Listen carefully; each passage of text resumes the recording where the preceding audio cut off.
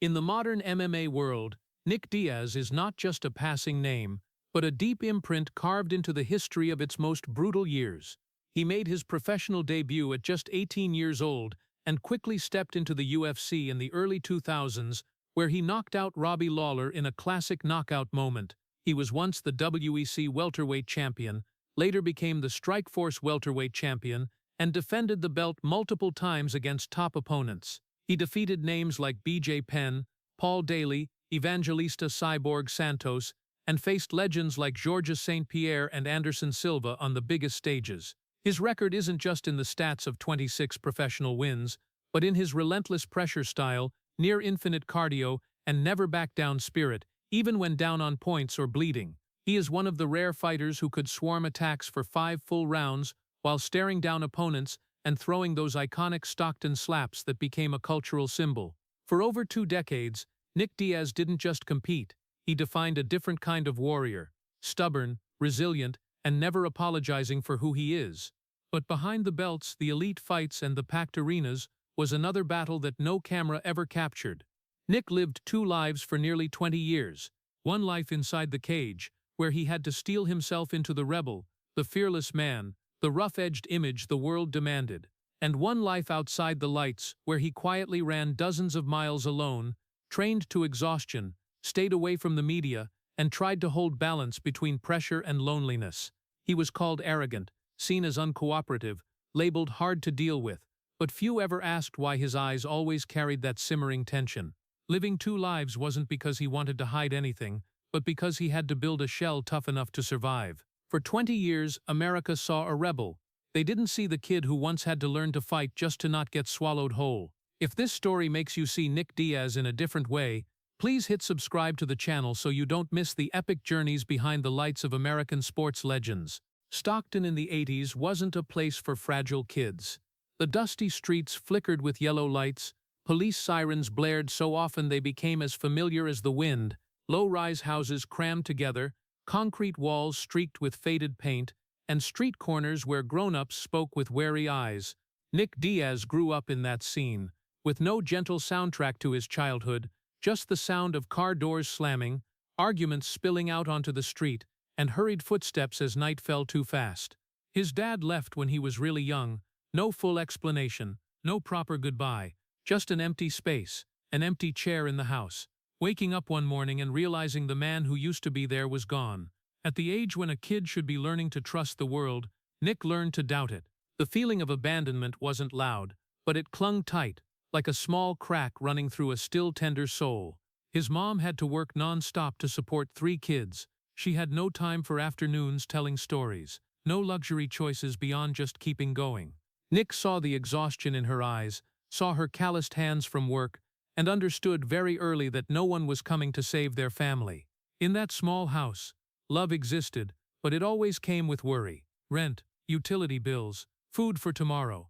Those things loomed larger than any fairy tale. Out there, Stockton taught him different lessons. He witnessed fights on the sidewalk before he fully understood the meaning of violence. He saw small packages passed hand to hand on corners, heard adults talk about drugs like it was something unavoidable. He saw police show up so often that the flashing red and blue lights reflecting on windows became part of the evening. To a lot of people it was a scary environment. To Nick it was reality. At school, he quickly learned that if he didn't stand up first, he'd get pushed down. Nick's fights didn't start because he wanted to be aggressive. They started because he didn't want to be a victim. When you grow up in a place where weakness is seen as an invitation to harm, you either learn to fight back or learn to bow your head. Nick didn't know how to bow his head. Every time he swung, it wasn't just anger, it was the fear of being overwhelmed. It was the quiet voice of a kid who thought that if he didn't protect himself, no one else would. Teachers might have looked at him and seen a troublemaking boy, a hard-to-control kid. But they didn't see the nights he lay still in the dark, listening to every sound outside the window and wondering if tomorrow would be safer than today. They didn't see his eyes when his mom came home late, and he tried to hide the worry that she might not come back. The feeling of having no one to protect him grew year by year, like an invisible armor he was forced to wear. Martial arts entered Nick's life not like a shining dream, but like a life preserver in a whirlpool. At first it was just a place to burn off energy, a place where punches had rules, where violence was contained within 4 walls instead of on the sidewalk. But very quickly, it became something deeper. On the gym floor, he wasn't the deprived kid anymore. He was someone learning to take hits, to get back up, to breathe through the pain. Every training session was a lesson that fear could be faced, that the body could endure more than he thought. Yet that was also when Nick's first double life took shape. At school, he was the troublemaker, always ready to hit back, a name tied to problems.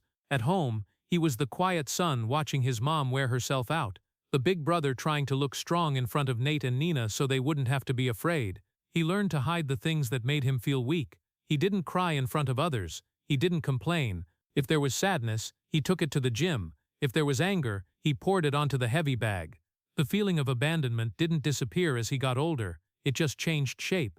It became fuel. It became the fire that made him train harder, run farther, take punches longer. But deep down, it was still the kid who once stood watching a door close and wondered why he wasn't enough for someone to stay.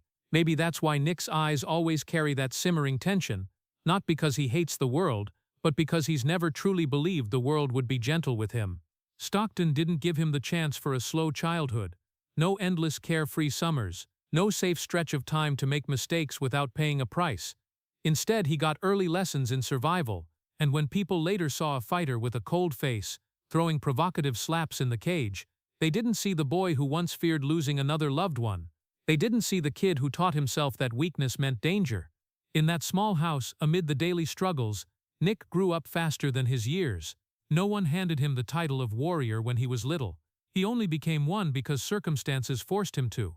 And when he stepped into the MMA world many years later, carrying all that toughness, few understood that every punch he threw came from a silent childhood promise: he would never let himself be left behind again. If childhood taught Nick Diaz how to be wary of the world, then Gracie's gym taught him how to confront it. No red carpet, no music, no stage lights, just the smell of sweat mixed with the rubber of the mats, the sound of gloves hitting heavy bags, and the heavy breathing of men trying to survive in their own way. Gracie's gym wasn't a place for those chasing glamour. It was a place for those with no other choice. Nick walked in not with dreams of becoming a star. He walked in because he needed a place to channel everything he couldn't say out loud. On the mats, no one asked about his past. No one cared when his dad left. There was only one question: how long could he last? And Nick, with all his stubbornness, decided he would outlast anyone. Gracie saw in Nick what others just called attitude. He saw a kid who didn't know how to back down, a child unafraid of being knocked down, because falling had already been familiar in his life. Along with names like Nate Diaz, Jake Shields, Gilbert Melendez, a small group slowly formed the Scrap Pack. They weren't fighters raised in comfort. They came from rough neighborhoods, from families with few options. They trained like tomorrow could take it all away. For Nick, every session was a test of limits. He learned to take punishment before he learned to give it. He lay on the mat, choked in submissions, and instead of panicking, he focused on his breathing. He understood that the greatest fear wasn't pain, but losing control, and he swore he would never lose control again. If the world wanted to back him into a corner, he would learn to turn that corner into an advantage. Then training didn't stop at the gym. Nick started running, not a few laps around the block, but long distances to exhaustion. He joined long-distance swims, diving into cold water as a way to wash away the noise in his head. He biked dozens of miles, trained for triathlons like his body had no limits. Others called it obsession. For Nick, it was survival. If he stopped, the thoughts would catch up. If he tired himself out until he couldn't think anymore, he would get temporary peace. Gradually, martial arts stopped being pure passion. It stopped being just a sport. It became a wall between him and the world. Every punch he threw was an affirmation that he wasn't weak. Every long round was proof he wasn't easily broken. He didn't train to impress. He trained because if he didn't, he felt himself sliding back toward that old emptiness where the feeling of abandonment had once dug deep into his heart. It was during those years that the mindset of the world is always against me began to take solid shape. Not because someone directly told him that, but because life experience taught him so. Dad left. Neighborhood full of violence. School full of conflict. Media later always ready to label. Everything seemed to reinforce one belief: if he didn't protect himself, no one else would. From that belief, the tough exterior slowly became armor. Nick learned to speak with defiance. He stared opponents down, never breaking eye contact. He threw those Stockton slaps, not just to provoke, but as a message: I'm not afraid of you, But behind that defiance was a kid who once feared losing anything else precious. That armor protected him from hurt, but it also made the world harder to reach him. In the scrap pack, Nick wasn't just a fighter, he was the big brother. He trained with Nate, guided him, pushed him, even yelled when needed. Their bond wasn't just blood, it was built on sessions to exhaustion, on getting back up together after failures. If the outside world always felt like it was against them, then in the gym they had each other. Family wasn't just home.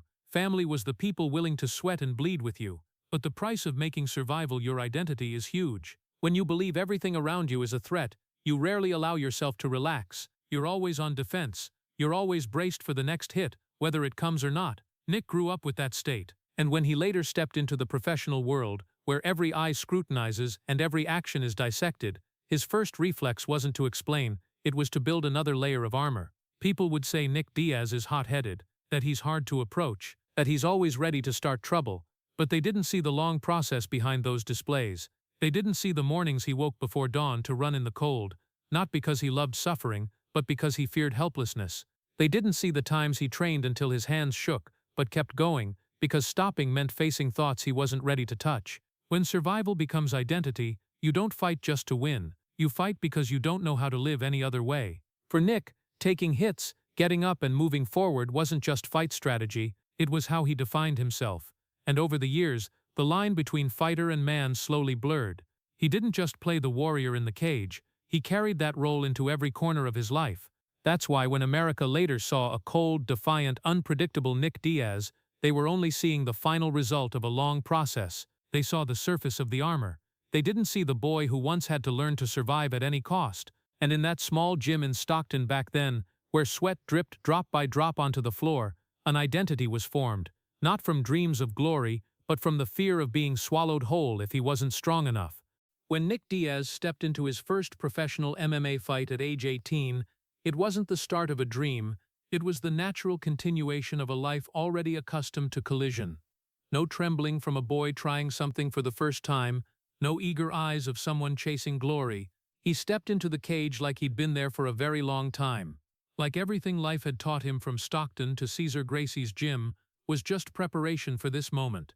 MMA for Nick wasn't a stage, it was raw reality. No place to hide, no pauses to overthink, just the bell, the sound of flesh colliding, and lights shining down on a space where every fear gets exposed. But Nick wasn't afraid of being exposed. He'd learned to face it since he was way too young. When he signed with the UFC in the early 2000s, it was a huge step for a guy from Stockton. The UFC back then wasn't the global empire it would become later, but it was already the biggest stage a young fighter could reach. And then in 24, at UFC 47, Nick Diaz faced Robbie Lawler, one of the most feared punchers of that time. Lawler was known for his devastating power. He was expected to crush the skinny kid from California. But Nick didn't walk into the cage with caution. He walked in with a challenging stare. Not the loud kind of challenge, but a cold, fixed look, as if he'd already accepted every possible outcome, including defeat, and still chose to move forward. When the fight started, Lawler threw powerful punches. The crowd waited for Nick to drop, but he didn't back up. He stood right there, taking shots, firing back, and in a moment that felt like chaos, he landed a precise flurry that dropped Lawler to the canvas. Knockout. That moment wasn't just a win, it was a statement, not with words but with blood and sweat. A 21-year-old had beaten one of the most formidable names, and when he looked down at his opponent, that look wasn't arrogance, it was the look of someone who had survived once again. But what the public remembered forever wasn't just the knockout, it was how he carried himself. In fights after that, Nick started throwing those Stockton slaps, open hand, light but deeply provocative. To him it might have just been a way to break rhythm, to anger the opponent, to control the fight's psychology, but to the audience, it was an insult, a disrespectful act, a symbol of his carefree attitude. The media quickly found the story they wanted to tell. Nick Diaz wasn't just a talented fighter, he was the bad guy, the rebel, the one who didn't follow the unwritten rules of humility, and smiling for the cameras. Headlines started focusing on his personality more than his skills. They called him arrogant, they called him disrespectful, they said he didn't know how to act professional. The public split. Some loved him for that bluntness, for not pretending, for daring to stare down opponents and the whole system. They saw in him a rare authenticity in an increasingly staged world. But others hated him. They wanted a humble fighter, grateful, saying the right things. They didn't understand why he didn't smile when he won, why he didn't bow his head the way they expected. Nick didn't seem to try to fix that image. He didn't apologize for being himself, but the less he explained, the deeper he got framed. In the cage, he fought opponents. Outside the cage, he fought an image others built for him. Bad guy became a sticker stuck to his name, win or lose, and somewhere between the fights, between the boos and the cheers, Nick's double life became clearer than ever. In the iron cage, he was the fearless warrior, the one ready to take punishment for a chance to counter. He was the image of defiance, of an unyielding ego. But when the lights went out, when the crowd left the stands, he returned to long training sessions, solitary long runs, the familiar silence. Each fight was a time he proved he wasn't easily beaten, but each time the media called him a problem, hard to deal with, a bad guy.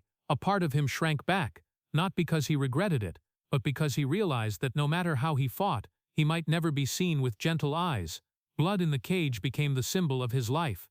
The blood wasn't just from the fights, it was the price paid. It was the mark of someone who chose to face things instead of running. But what the public saw was only the surface. They saw the blood, they saw the slaps, they saw the challenging stare. They didn't see the kid who once feared abandonment, now fearing being misunderstood, but not knowing how else to say it. And so the first life of Nick Diaz, the life in the cage, slowly became the only story America wanted to hear. A rebel, a rough-edged warrior, a bad guy easy to love or hate. But behind those punches and cold stares, another life was still going on, quietly and untold.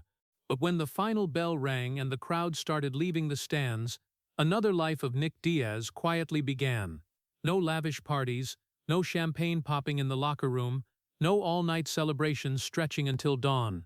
While other fighters soaked up the lights and the cheers, Nick had usually left long before. He changed clothes, rewrapped the still bleeding cuts, then vanished as if he'd never been there. After the fight, while the city was still buzzing from the event, Nick often returned to his hotel room and sat in silence. Not because he was angry, not because he looked down on the fans, but because he didn't know what to do with all that attention.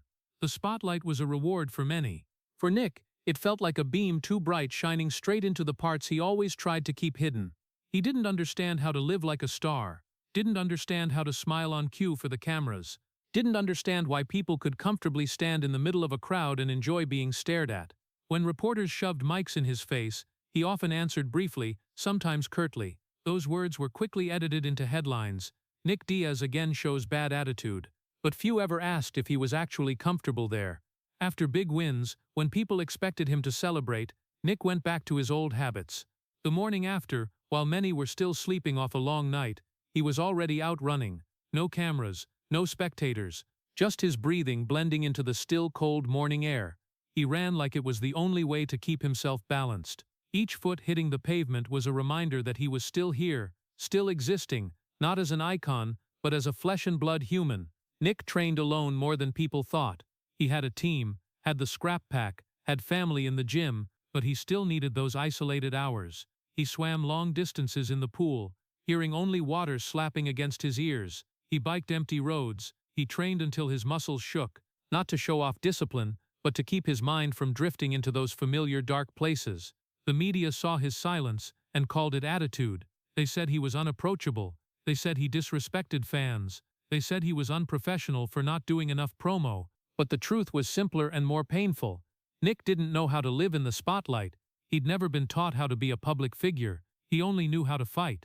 For Nick, the crowd wasn't a source of energy. It was pressure. Every boo, every cheer, every social media post hit like a wave crashing against the armor he'd built over years. He learned not to read too much, learned not to care.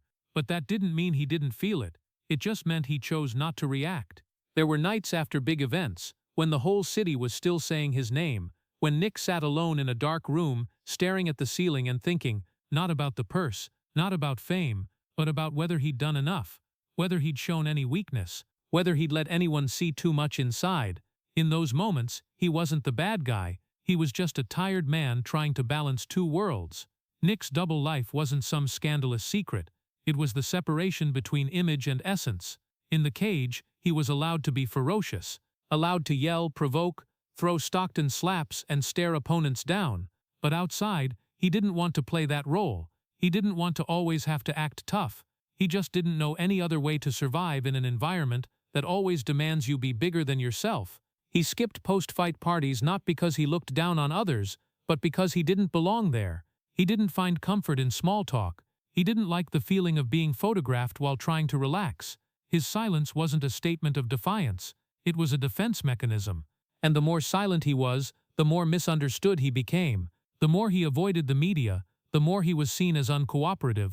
But if Nick tried to be someone else, more open, friendlier, more likable on camera, maybe he'd lose the one thing he'd always held tight, the truth about himself. In that second life, where there were no audiences, Nick Diaz wasn't a warrior. He was the guy running under dawn light, the guy biking empty roads, the guy sitting quietly for hours saying nothing. He was a man still learning how to live with his past, with the pressures of the present, and with an image he didn't fully control. If the life in the cage was painted with blood and lights, then Nick's life outside the cage was painted with silence, and sometimes that silence weighed heavier than any punch he'd ever taken. The more silent Nick became, the more misunderstood he got. And in the MMA world, where image sometimes matters as much as winning, silence could become a sin. The media started calling him difficult to work with, unprofessional, hard to deal with. Those phrases repeated across articles, on analysis shows, on online forums where people talked about his attitude more than his technique.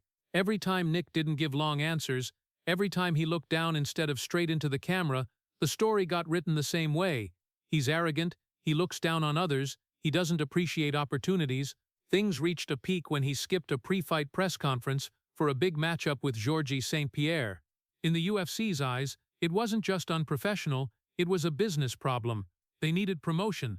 They needed sound bites that made waves. They needed a fighter willing to play by the media's rules. But Nick didn't show up. He left the room while the chairs were still waiting to be filled. And within hours, the narrative was set. Nick Diaz causing trouble again. He got fined, got reminded, got told to be more professional, but no one asked why a man who could step into the cage with a legend without fear could feel suffocated in a room full of reporters. Nick wasn't good at performing for cameras. He didn't know how to say polished things, didn't know how to create viral moments. When he spoke, his words were often direct, sometimes off-rhythm, sometimes awkward.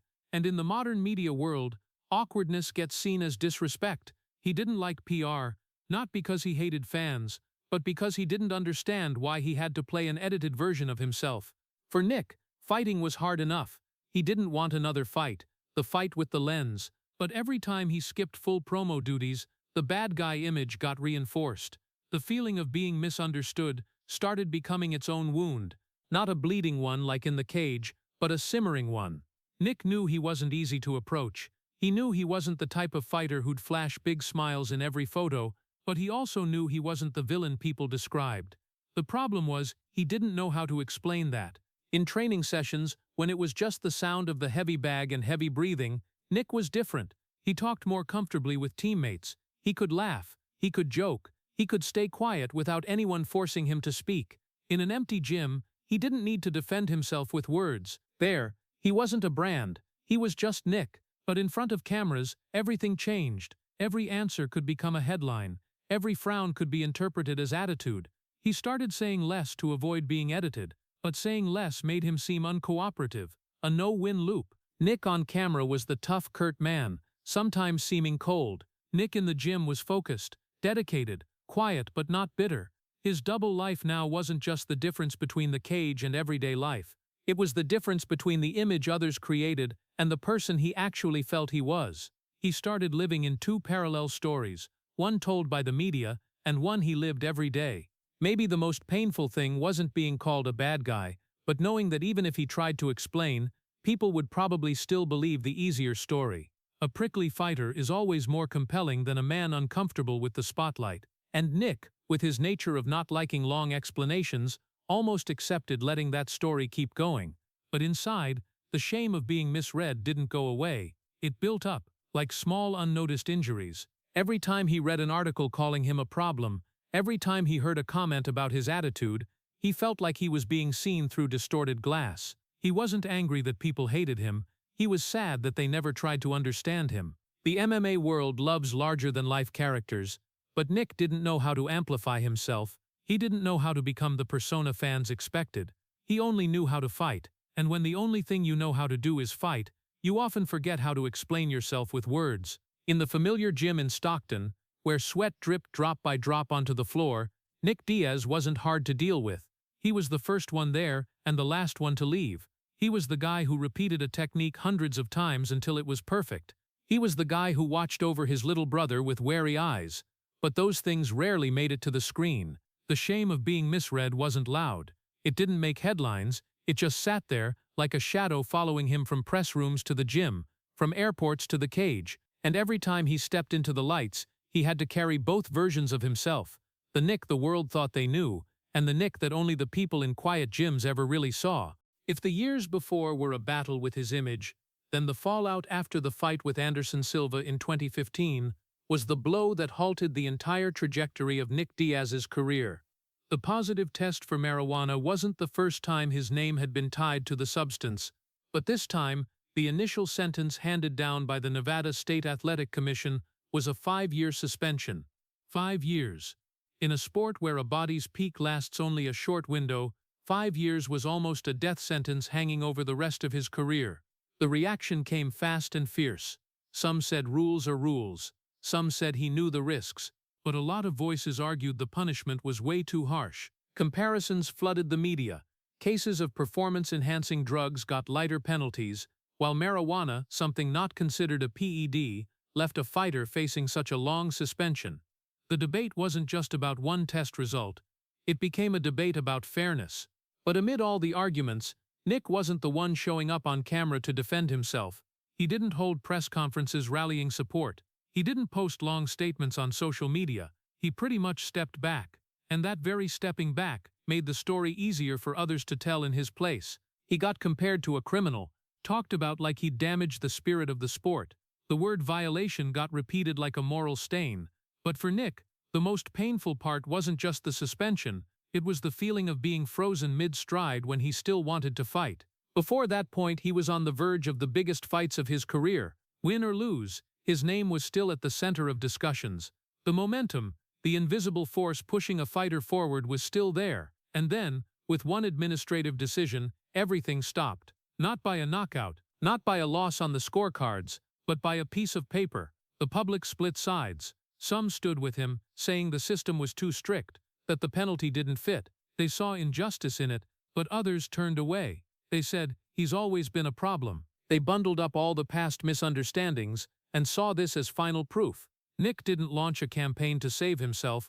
He didn't turn it into a media war. Instead, he withdrew into silence. The suspension later got reduced to 18 months after appeal, but the psychological damage had already set in. Not because he didn't understand the rules, but because he felt like he was being defined by how others saw him once again. The months that followed weren't loud. No dramatic protests, no shocking statements, just a gradual drift away from the center of MMA. As events kept happening, as new generations stepped onto the stage, the name Nick Diaz appeared less on posters, not because he'd been beaten in the cage, but because he'd been paused from the game.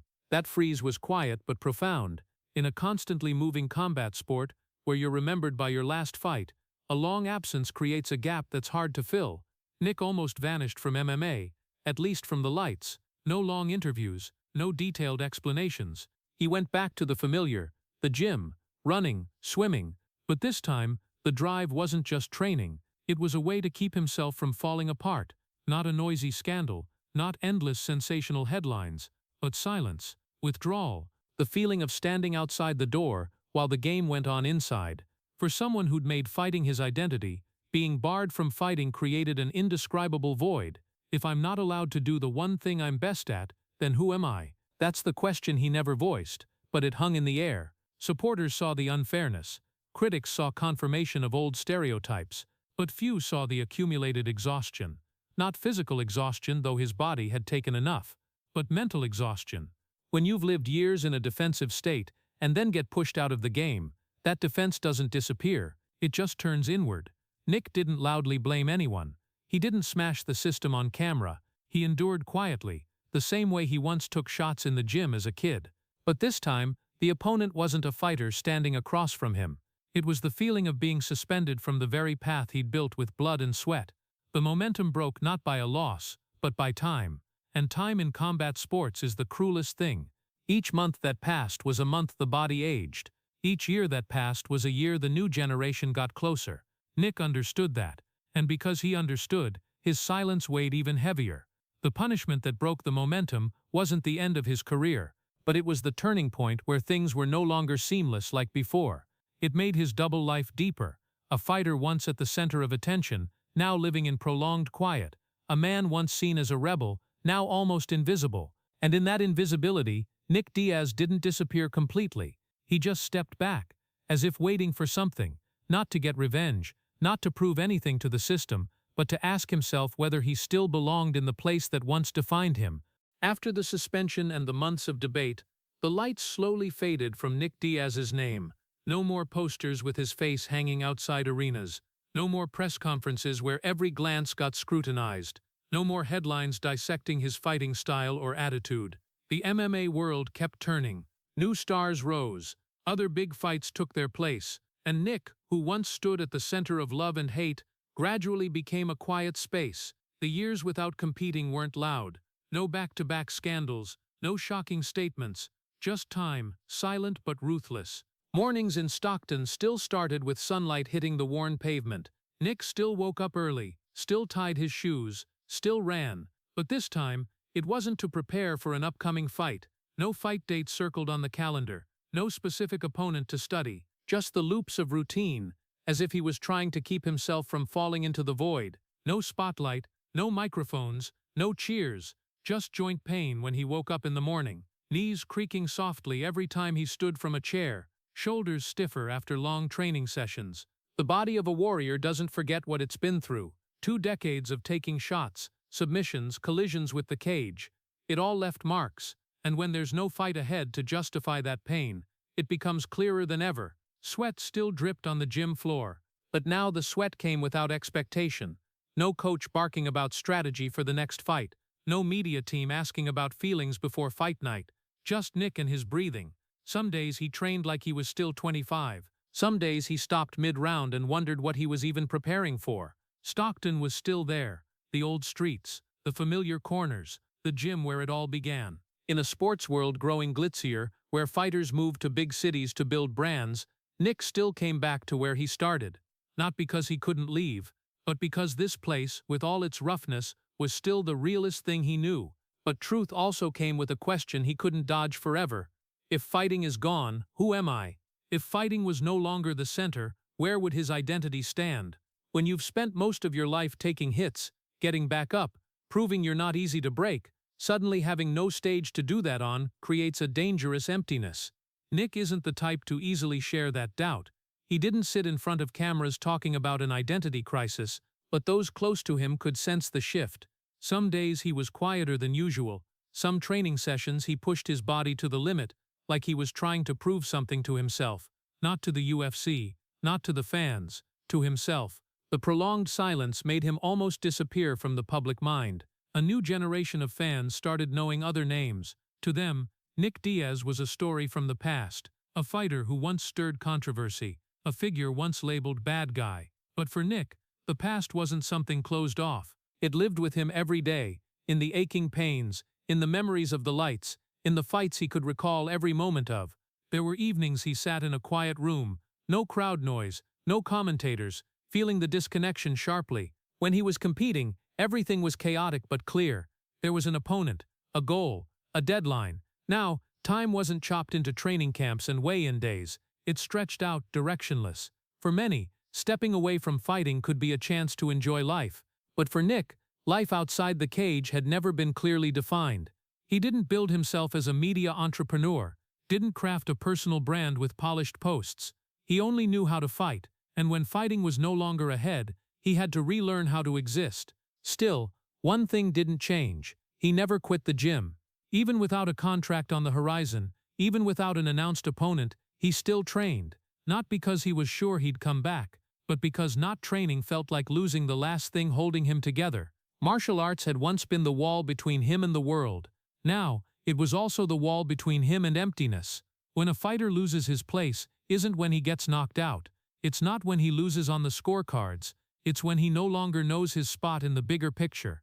Nick Diaz once stood at the heart of attention, loved and hated with equal intensity, and now he stands in the shadows, with no boos and no cheers. But maybe in those shadows, something else is forming. Not rebellion, not defiance, but a slower, more honest question than ever. If fighting no longer defines me, what will I choose to define myself by? And the answer, though not yet clear, is still being searched for. Step by step on the running path, drop by drop of sweat in the gym, between Stockton and the long silence. Amid those years of silence and self-questioning, one thing in Nick Diaz's life never changed. Nate. If the MMA world could turn its back, if the media could slap on labels, if the spotlight could fade away, then family was still there. The two brothers grew up in the same small house in Stockton, hearing the same police sirens at night, witnessing the same street corners that never truly slept. They didn't just share blood, they shared memories of having to grow up way too soon. Nick was the big brother, the one who went first, the one who took the first hits, both in the gym and in life. When Nate was younger, Nick learned to be the shield, not with fancy promises, but with presence, with being there when it mattered. In Gracie's gym, they weren't just teammates, they were two pieces of the same story. If Nick learned how to take punishment, then Nate learned how not to be afraid. If Nick built his armor with a defiant stare, then Nate inherited that unyielding spirit in his own way. Both carried what Stockton had forged in them, never backed down. But between them there was a subtle difference. Nick endured quietly more than he ever spoke about. Nate, though also quiet, carried a bluntness that sometimes made the world stop and listen. Then in 2016, when Nate stepped into the fight with Conor McGregor at UFC 196, the entire MMA world seemed to explode. Conor was a global phenomenon at the time.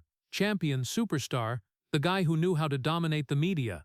Nate got called in on short notice as a replacement. A lot of people thought it was just a stepping stone for McGregor. But in the cage, Nate did what the Diaz family always did. He didn't back up. When Nate locked in the rear naked choke and forced McGregor to tap out, it wasn't just one fighter's win. It was the moment Stockton stepped into the center of the lights in a way no one could ignore. The Diaz name rang out across the world. People who once dismissed the brothers now had to look again. In all those moments, Nick wasn't standing center stage. He stood in the back, quietly, not grabbing the mic, not pushing into the lights, but the look in his eyes when he watched Nate raise his hand in victory held something words couldn't capture. Not jealousy, not a feeling of being replaced, but the quiet pride of a big brother seeing his little brother reach something massive. The world might see Nate as a new phenomenon, but to Nick, it was just the continuation of a long journey. The shared training sessions, the no-mercy sparring, the mornings running under the California sun. Nate didn't succeed alone. He carried all the years they had endured together. At a time when Nick's career was interrupted, Nate's success felt like a beam of light cutting into that silence. But that light didn't make Nick fade. It reminded him that their story had never been about just one person. Family was the only thing that never abandoned him. Didn't leave like his dad, didn't shift with public opinion, didn't disappear when the spotlight went out. In the turbulent sea of MMA where fame rises and falls with every fight, their brotherhood was like an anchor. When one got swept up in controversy or suspension, the other held the line, not with grand declarations, but with steady presence. There are photos of Nate standing on the victory podium, with Nick behind him, hand on his brother's shoulder. Those moments said more than any interview ever could. Nick didn't need to be the center to feel he belonged there. He was too used to fighting in the shadows. But what mattered most was this. In the years when Nick asked himself, if fighting is gone, who am I? Part of the answer was right beside him. He was the big brother. He was the one who paved the way. He was part of a story bigger than himself. And no matter how the world changed its view of the Diaz brothers, between them there remained an unconditional loyalty.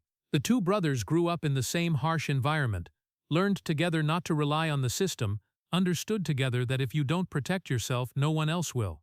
But amid all those hard lessons, they also learned this: family is the one place where you don't need armor. For Nick, amid the years without fighting, amid the doubts about himself and his place, Nate's presence was a quiet reminder.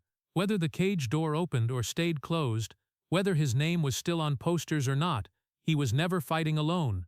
And maybe, in the ever-changing world of MMA, that was the most enduring victory he ever had. There are fights scheduled for titles.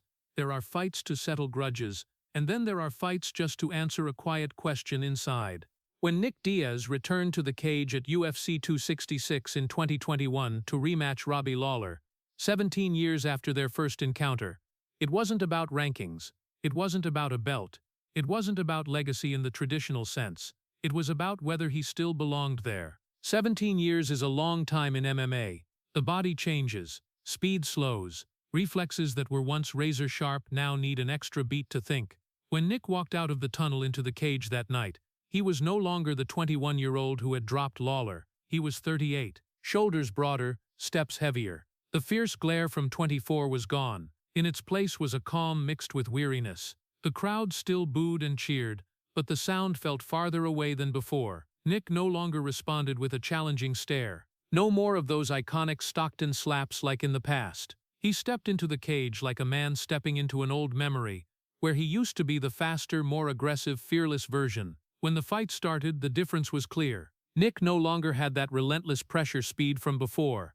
His jabs didn't come in endless flurries like a machine. Lawler, also past his prime, seemed to adapt better to the current pace. Nick took shots. He moved, but without the explosiveness that once made opponents panic. And then at the end of the third round, after a series of exchanges, Nick stepped back, leaned against the cage, and the fight ended by TKO when he didn't continue. No spectacular knockout, no raised hand. On the scorecards, it was a loss. But if you only look at the scorecards, you miss something more important. Nick stepped into the cage after 6 years away from competition, after suspensions, after years of wondering who he was if he wasn't fighting. He knew his body wasn't the same. He knew the lights could expose the slowdown. He knew the risk of getting hurt was greater than ever, and he still stepped in. Some watched that fight and felt disappointed. They expected the Nick from 24. They expected the frenzy, the non-stop aggression. But a person can't go back 17 years. No one can fight time forever. What made the rematch with Robbie Lawler special wasn't the result. It was the courage it took to come back after momentum had been broken, after being misunderstood, after living years in the shadows. Nick didn't step in to prove the media wrong. He didn't step in to avenge the past. He stepped in to face himself. In the moments between rounds when he sat on the stool and looked down at the canvas, there was no longer that old challenging glare. There was a rare honesty, as if he was telling himself, I'm still here. I still dared to step in. Sometimes, that's the greatest victory a person can achieve. When the fight ended, there was no loud celebration, no taunts. Nick left the cage with his familiar silence, but that silence was different this time from the years before. It wasn't avoidance. It was acceptance. The return wasn't about winning. It wasn't about re-establishing the bad guy image. It wasn't about reclaiming the spotlight. It was about walking through the fear of being exposed, of being compared, of being reminded that time had passed. It was about a 38-year-old man, with a body that had endured hundreds of rounds, still choosing to stand under the lights, instead of letting the question "what if" haunt him for the rest of his life. The Nick Diaz of 2021 wasn't as fast as before, not as aggressive as before, but maybe he was more honest than ever. Honest about his limits. Honest about the reality that victory isn't always measured by a raised hand. In a sport that worships dominance, sometimes the hardest thing isn't beating an opponent. It's facing yourself when you're no longer at your peak. And that night, even though the scorecards didn't go his way, Nick Diaz earned a different kind of win, a win of courage. After that return night, when the lights went out and the cheers died down, what remained wasn't the official result on the record books. What remained was the body. And the body doesn't know how to lie. 20 years of professional fighting don't pass without leaving marks. Punches to the temple, times slammed against the cage, 5-round wars where the heart pounded like it wanted to burst out of the chest. Every battle was a loan from the future, and at some point, the future starts collecting. Nick wakes up with stiff knees every morning. His right shoulder doesn't rotate as smoothly as before. Wrists that once threw thousands of jabs now occasionally stab with pain when lifting something heavy. Not one big shocking injury, but the quiet accumulation of hundreds of sparring sessions, dozens of fights, thousands of minutes taking punishment. Chronic pain isn't loud like a knockout. It's persistent. It sneaks into the smallest moments. When he ties his shoes, when he stands up from a chair, when he turns over in his sleep. It reminds him that time has passed, even if the spirit still wants to fight. But the price isn't just in the body. It's in the mind. The warrior gets tired too. That sounds simple, but for someone who built his identity around resilience, admitting fatigue doesn't come easy. Nick got used to taking shots without backing up, used to being misunderstood without explaining, used to stepping into the cage even when the body wasn't fully recovered. But there's a kind of exhaustion you can't train through. The exhaustion of the mind. 2 decades framed as the bad guy. 2 decades where every word got dissected, every look got interpreted. 2 decades of wearing a tough shell because if he showed vulnerability, it could be seen as weakness. Mental burnout doesn't arrive in one day. It builds up, like the small injuries on the body. There were times Nick almost stopped wanting to explain anything, not because he didn't care, but because he was too tired of trying to fix an image people seemed determined to keep frozen. When you're constantly misunderstood, part of you starts accepting the misunderstanding as unchangeable, and that wears you down. MMA is a sport of adrenaline, of high pressure in short bursts. But Nick's life wasn't just those 25 minutes in the cage. It was the long years between fights, the months of waiting, the moments alone in an empty gym. When the cheers stop, you have to face yourself. The truth is the body declines by natural law. Reflex is slow. Recovery isn't as quick as at 25. And in a sport where half a second slower can get you punished, that creates a quiet fear. Not fear of opponents, fear of time itself. Nick never talked much publicly about that fear. But it was there in the way he stepped into the cage in 2021. Less aggressive, quieter, like a man who understood his limits clearly. That wasn't weakness. That was the honesty of a man who'd paid enough to know he wasn't invincible. The mental exhaustion after 2 decades of being misunderstood also came from always being in defense mode. When you believe the world is always against you, you rarely truly rest. Even when not competing, Nick still carried the feeling that he had to prove something, had to show he was still strong, had to show he wasn't broken.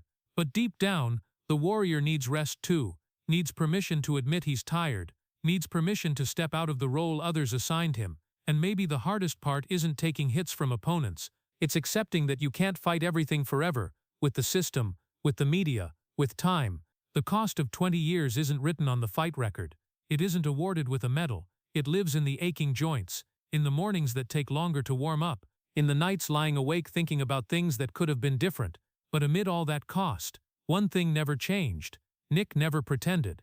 He could be misunderstood, could be punished, could lose on the scorecards, but he didn't live those 20 years as a lie. The warrior gets tired too, but that warrior still stood there, not as fast as before, not as aggressive as before, but more honest than ever about the price he paid to become the man the world both loved and hated. After all those years under the lights, controversies, suspensions, and comebacks, one thing in Nick Diaz's life has barely changed. He never truly left Stockton. In a world where fighters moved to Las Vegas to be close to the UFC center, to Los Angeles to build their image, or to Florida to enjoy the weather and modern facilities, Nick stayed close to where it all began. The old streets, the old gym, the familiar faces from the very start. Stockton isn't a perfect place, but it's real. A lot of people used to say, if Nick wanted to change his image, he should move away, start fresh somewhere else. But Nick wasn't looking for geographic rebirth. He didn't believe a new city could erase the past or rewrite the story. He didn't abandon his roots, because those very roots shaped who he is. Stockton isn't just where he was born, it's an extension of his identity. From Gracie's gym, from running on cracked roads, from the days of training when no one knew his name, all of it is there. And no matter how much the MMA world changed, no matter how infrequently his face appeared on posters anymore, Nick still returned to the gym like a sacred routine. He supports the local gym, not with flashy campaigns, but with presence. He shows up to training sessions, he spars with the young fighters, he gives advice when needed. For a lot of kids in Stockton, Nick isn't just a name on TV. He's living proof that someone from this neighborhood can step onto the world's biggest stage. There are no glamorous videos flaunting a lavish lifestyle, no mansion in the Hollywood Hills, no fleet of supercars displayed on social media. Nick never chased Hollywood. He never tried to turn himself into a multi-field brand. While many fighters branched out into movies, media, or loud business ventures, Nick kept himself close to the one thing he truly believed in: martial arts. Staying loyal to the old team isn't always the easy choice. In modern MMA, a lot of people switch coaches to find new edges, change camps for more exposure. But Nick stuck with the people who sweated alongside him from the beginning. With Gracie, with the Scrap Pack, with the lesser-known faces who knew every movement of his. Maybe that cost him some chances to optimize technique. Maybe people said he should change to adapt to the times. But for Nick, loyalty isn't a strategy, it's a principle. In a fast-changing world, holding on to something constant is sometimes more important than any tactical adjustment. Stockton was never an easy city. It doesn't offer glamour. But that's exactly why it never demanded Nick pretend. Here, he doesn't need to play the bad guy, doesn't need to explain himself on camera. He's just Nick, the man running through familiar streets, the man walking into the gym in a simple hoodie, the man nodding hello to faces that knew him before the world did. Maybe that's why Stockton never let him go. Not because he couldn't leave, but because this place never asked him to be anyone other than himself. After 20 years of being misunderstood, labeled, scrutinized, that simplicity is a form of salvation.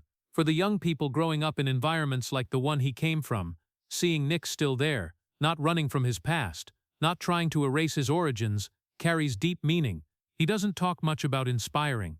He doesn't claim to be a role model. But just the fact that he didn't abandon where he came from says something.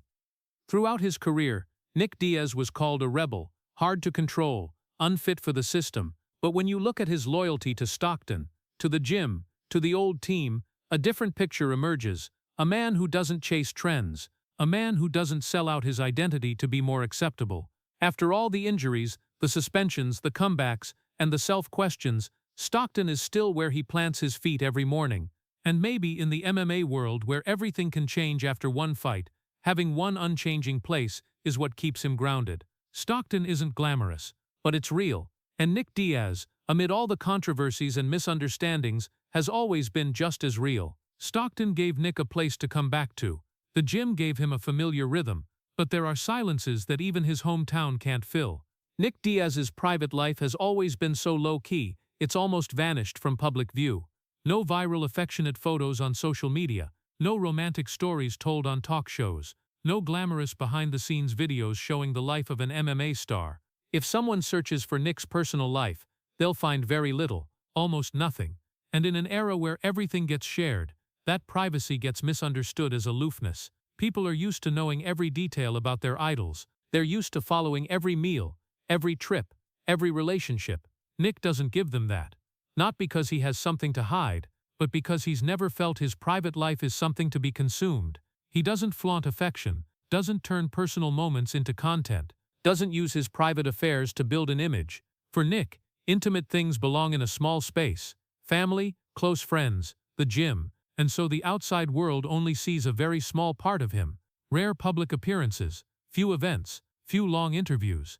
Nick always seems to stand on the edge of his own career, not fully at the center of the UFC, not fully part of the mainstream flow. He fought in the biggest organization in the world, but he never truly blended into its glitzy culture. Some fighters are born to become mainstream icons. They know how to tell their story, know how to navigate public opinion, know how to turn every word into a favorable headline. Nick couldn't do that. Or more accurately, he didn't want to. The feeling of not belonging isn't always loud. It's the feeling of standing in a crowded room but still feeling separate. In the UFC, he's a big name, but always comes with controversy. In the mainstream, he's a recognizable face, but not the kind the media favors or protects. He exists in the middle, famous enough to be scrutinized, but not fitting enough to be sheltered. Nick's double life reaches its peak here. The world sees the rebel, the uncooperative man, the one who doesn't know how to play by PR rules. They see the challenging stare, the short answers, the skipped press conferences. They see the easiest story to tell, but behind that image is a man who doesn't know how to live the way they want. Nick doesn't know how to smile on cue for the camera, doesn't know how to tell his childhood story in the most emotionally digestible version, doesn't know how to package every failure into a perfect lesson. He's not good at crafting a persona, he's only good at fighting, and when you can't or won't live according to the script others expect, you're often seen as the problem. There are nights when Nick returns to his quiet home, no reporters, no crowd noise, just darkness and thoughts. No one films those moments. No one writes articles about the evenings he sits alone, thinking about the past, about missed chances, about things that could have been different. That loneliness isn't dramatic, it doesn't make headlines, but it exists. Loneliness no one filmed isn't a loud tragedy. It's the disconnect between the real person and the public image. It's the feeling of wearing armor for so long that sometimes even you forget where the softness inside is. Nick has never said he hates the UFC. He's never declared he doesn't belong there. But his actions, the stepping back, the privacy, the refusal to join the promo machine show a distance. He competes in the system, but he doesn't fully dissolve into it. And maybe that very refusal to dissolve is what makes him both loved and hated. The people who love Nick love that truth, that he doesn't pretend. The people who hate him hate it because he doesn't meet expectations. At this point in the story, the double life isn't just between the cage and everyday life anymore. It's between the two versions the world thinks they know and the version he feels himself to be. One side is the irritating bad guy. The other side is a tired man, worn out from carrying armor for too long. If you asked Nick if he regrets not playing by the media rules, he probably wouldn't give a long answer. But looking at how he lives, private, loyal to his roots, not chasing Hollywood, you can see he chose to pay the price for his truth, rather than trade it for easier acceptance. And in a world where everything gets recorded, maybe the truest thing about Nick Diaz is the moments no one ever filmed. If you look back at Nick Diaz's entire journey through the media lens, a very easy story emerges. A talented but rebellious fighter, hard to control, always caught in controversy. A perfect bad guy for the modern sports script. But when you peel away the layers of that story, what's left isn't the image of a villain. What's left is a man who never learned how to pretend. The media loves clear characters, hero or villain. When a fighter knows how to say exactly what the audience wants to hear, knows how to create drama at the right moment, the story sells easier. Nick never fit that mold. He wasn't an inspiring hero in the scripted way, but he also wasn't the system destroyer people once described. Nick isn't a villain, he just refused to pretend he was comfortable with the world around him. He didn't know how to smile when asked questions he thought were meaningless, didn't know how to weave answers to please sponsors, didn't know how to adjust his personality to fit a marketing strategy, and in an era where every fighter is built like a brand, authenticity can become a curse. Nick's realness isn't neatly packaged. It isn't easily approachable. It can be rough, awkward, even off-putting, but it's real. He didn't change the way he talked to suit the camera, didn't change the way he lived to fit the standards of a mainstream star. He didn't seek approval by softening himself. In a culture where image is tightly managed, where every social media post is calculated, refusing to play that game means getting labeled. Nick became difficult to work with because he didn't follow the unspoken PR rules. He was called arrogant because he didn't smile when expected.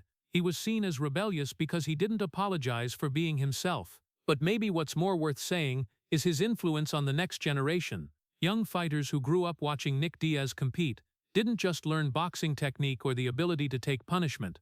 They learned something else. You can step into the cage without needing to become a perfect product. You can stay loyal to your identity even when it makes you harder to broadly love. Nate Diaz is the clearest proof of that legacy. But it's not just Nate. Many fighters who came after, even with different styles of expression, carry that no bowing to the system spirit Nick once showed. In a sport that's increasingly commercialized, where personality sometimes gets blurred to fit promo strategies, Nick's existence is a reminder that authenticity still has a place, even if the price isn't cheap. He didn't win as many titles as some peers. He didn't build a massive business empire, but he built something harder: respect from people who understand that living true doesn't always bring instant rewards. Looking back, the villain story feels like an oversimplification of a complex man. Nick didn't step into the cage to become the bad guy in the audience's eyes. He stepped in to fight, in the literal and figurative sense. When the system demanded he change himself to be more acceptable, he didn't. Not because he wanted to provoke, but because he didn't know any other way. And maybe that very inability to pretend is what makes him special. In the modern sports world where every move can be staged, Nick Diaz remains a paradox. Famous yet distant, hated yet loved, central to controversy yet quietly stepping away from the lights. He was never the villain. He was just a man who refused to bend to the expected image, and in that straightforwardness, even if it irritated many, there's an undeniable kind of courage. Because sometimes, in an era where everything gets optimized to sell more, staying true to yourself can be the most rebellious act of all. If you look from afar, Nick Diaz's story could easily be summed up in one catchy phrase: double life. A ferocious fighter in the cage, a quiet man outside it, a rebel in front of the cameras, a private person behind them. But when all the lights go out, when the controversies cool down, what's left isn't two parallel lives. What's left is one single person, consistent, no matter how many times he's been misunderstood. There is no secret life, no hidden scandals behind the tough shell, no two separate versions of Nick Diaz, just one child who was forced to grow up way too soon. A boy in Stockton who learned not to cry in front of others, learned to protect himself when no one stepped up to shield him, learned to grip his fear tight and turn it into punches. When his dad left, when the environment around him taught that weakness was dangerous, that boy had no choice, either get tough or get crushed. Nick didn't choose rebellion for attention, he chose toughness to survive. Later, when he stepped into the cage, the anger the audience saw wasn't baseless hatred, it was armor. It was his way of keeping distance from the world. It was his way of making sure no one could hurt him again. A fighter using anger to cover fear. That doesn't make him weak, it makes him human.